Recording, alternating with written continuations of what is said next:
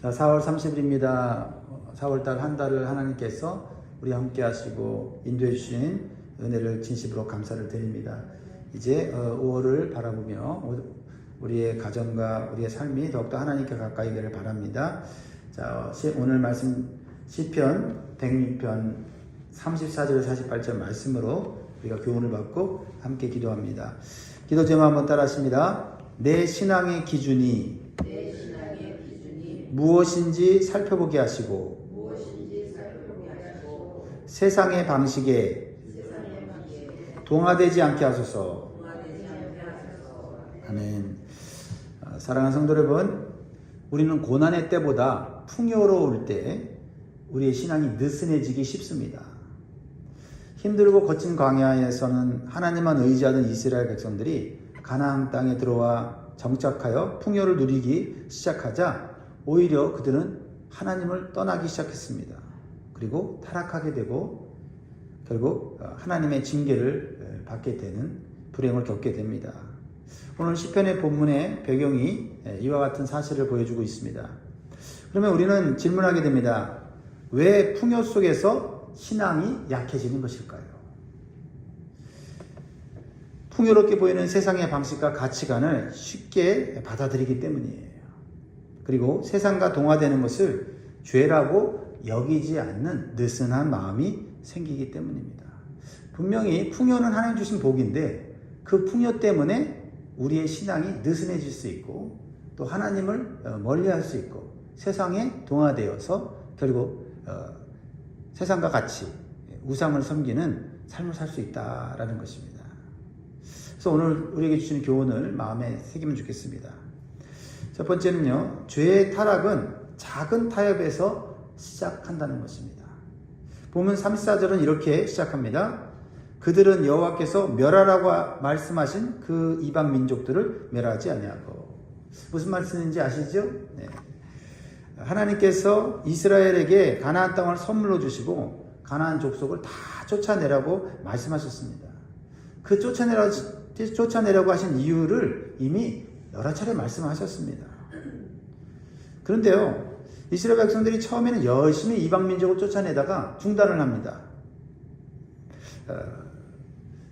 그들을 그리고 노예로 삼아요. 이 정도는 괜찮겠지. 조금 남겨두는 것은 문제가 없겠지라는 생각을 했기 때문이에요. 그런데 바로 이 작은 타협이 모든 무너짐의 시작이었다는 겁니다. 이스라엘 백성들은 처음부터 하나님을 배반한 것이 아니에요. 하나님을 섬기면서 동시에 가나안 족속의 우상들도 섬겼습니다.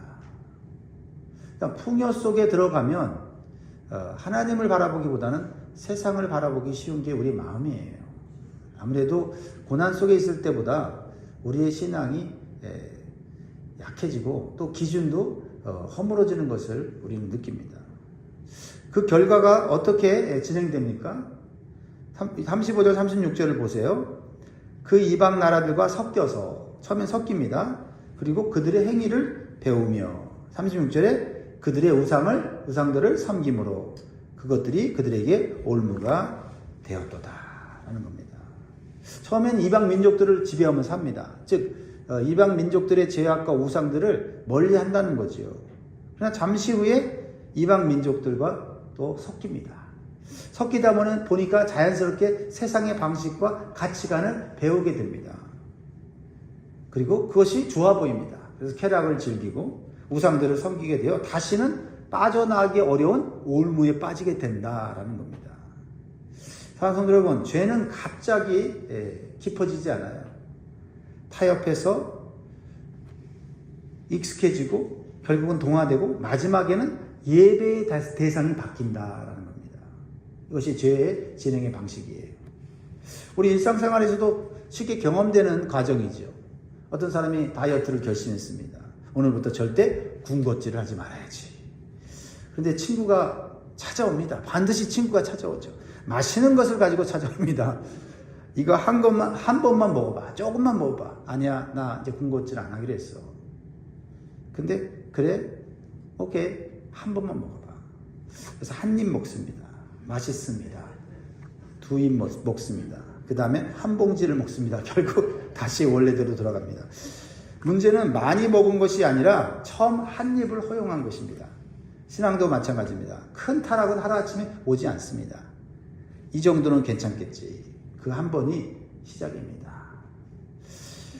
오늘 우리의 모습을 한번 돌아보시기 바랍니다.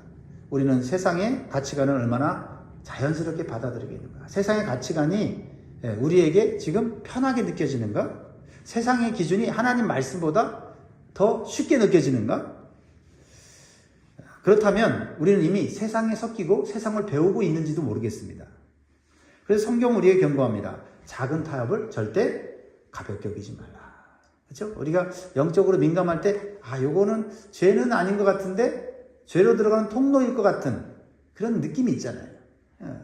그런 것에 한번 우리가 넘어가게 되면 우리의 양심을 건드립니다. 양심을 건드리면 불편해지죠. 근데 불편해도 그것을 한 번 더 하고 두 번 더, 세 번 더 하면은 양심이 마비가 되어지는 것입니다. 그래서 이제는 괜찮겠지. 하나님을 믿으면서도 동시에 세상 것을 그대로 따라갑니다. 아무런 문제가 없기 때문이죠. 37절과 38절에 보면 충격적인 말씀이 나와요. 그런 생활을 하던 이스라엘 백성들이 어떤 상태까지 갔냐?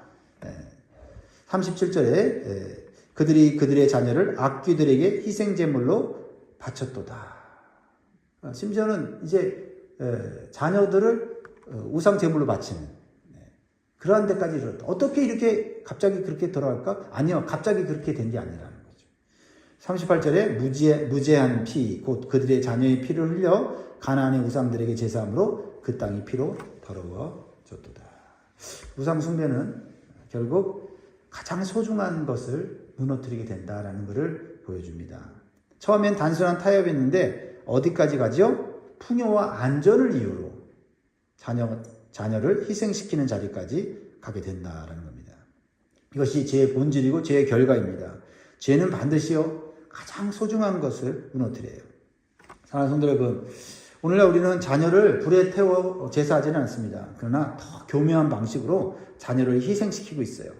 신앙보다 성공을 먼저 가르치고 예배보다 결과를 더 중요하게 여기고 하나님의 방식보다 세상의 방식을 더 앞세울 때가 있다라는 겁니다. 그 결과는 무엇입니까? 다음 세대가 하나님을 모르게 된다는 겁니다. 나는 하나님을 알고 하나님을 경험했는데 내가 생각하는 만큼 우리 자녀 세대는 하나님을 모를 수 있다는 겁니다.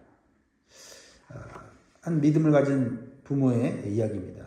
이 부모는 정말 열심히 살았습니다. 나름대로 신앙생활도 했습니다.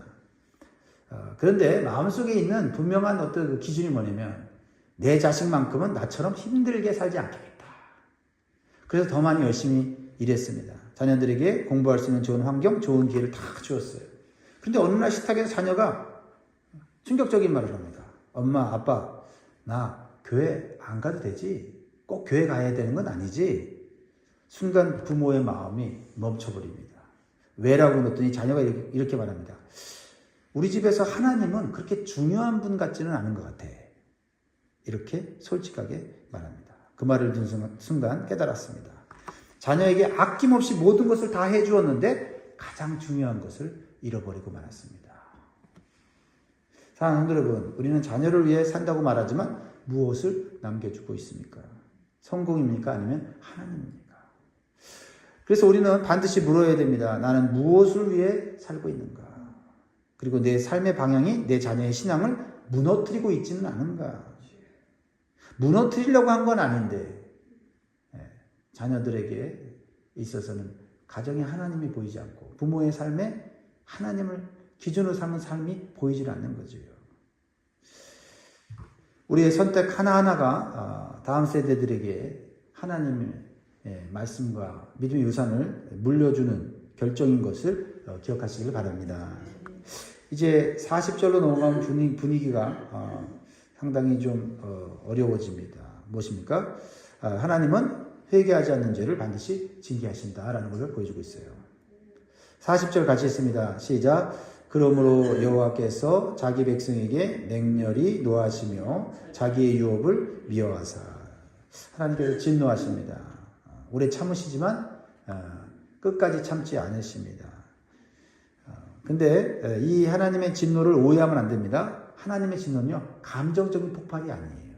거룩한 사랑의 반응이고 말씀을 기준으로 행하시는 하나님의 공의로운 심판이에요. 하나님은 사랑하시기 때문에 죄를 그냥 내버려 두지 않습니다. 그래서 어떻게 하십니까?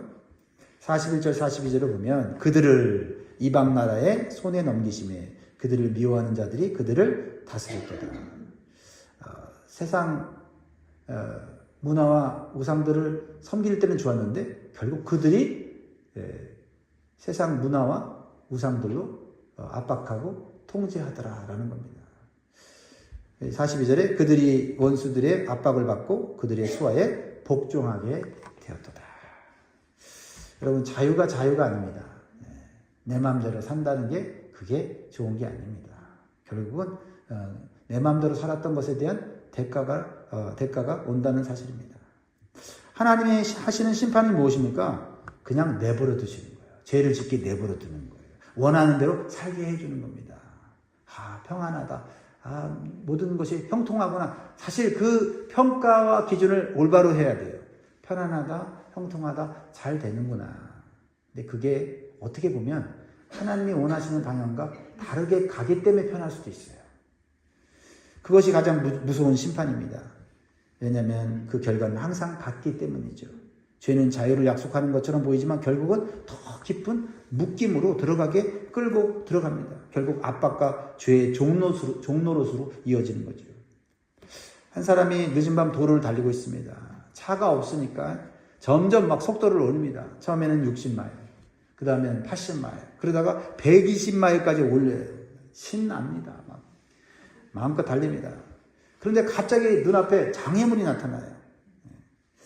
그런데 평상시 같으면 이 통제가 될 텐데 너무 빠르게 달리기 때문에 통제가 되질 않습니다. 브레이크를 밟자 차가 오히려 돌아버립니다. 왜 그렇습니까? 너무 빠르게 달려가고 있었기 때문이에요. 그 사람은 그제야 깨닫게 됩니다. 내가 통제할 수 없는 수준까지 와버렸구나. 사랑하는 여러분, 죄도 마찬가지입니다. 처음엔 내가 조절할 수 있는 것처럼 보여요. 조절할 수 있어요. 내가 안 할 수도 있고 할 수도 있는 그런 상태가 있어요. 갈등은 있지만. 근데 어느 순간 내가 멈출 수 없는 중독의 상태가 될 때가 있다는 거죠. 그래서 하나님은 그럴 때 우리를 멈추세요. 여러 가지 방식으로 징계하십니다. 그런데 그것은 우리를 망하게 하라는 것이 아니라 살리시기 위함입니다. 그런데 고통스러워요. 징계 받기 전에 돌아오면 좋을 텐데. 사랑하는 성도 여러분, 우리가 지금 자유롭다고 느끼는 어떤 것이 사실은 우리를 죄악으로 묶고 가고 있는 것일 수도 있다라는 겁니다. 하나님 없이도 잘 돌아가는 삶, 그것이 가장 위험한 상태다라는 것을 다시 경각심을 느끼면 좋겠습니다. 여기서 끝나지 않습니다. 오늘 본 말씀은 절망으로 끝나지 않아요. 하나님은 언약을 따라 다시 회복시켜 주십니다. 언약을 따라 다시 회복시켜 주시려고 징계하시는 겁니다.